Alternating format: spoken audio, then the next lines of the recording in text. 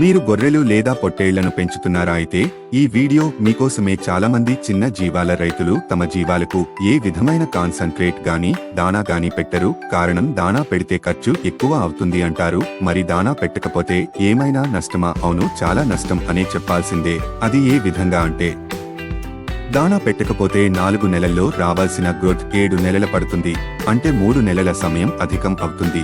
అంటే మీరు మిగతా వారికంటే 3 నెలల వెనుక పడిపోవడం వల్ల అనుకున్న సమయానికి మీ పొట్టేళ్లు మార్కెట్కు రావు. సంతలో పొట్టేలు కొనే దళారీ గాని కస్టమర్ గాని దాని నడుము కండ చూసి కొంటాడు. కానీ దానా పెట్టకపోతే కండ సరిగ్గా పట్టదు.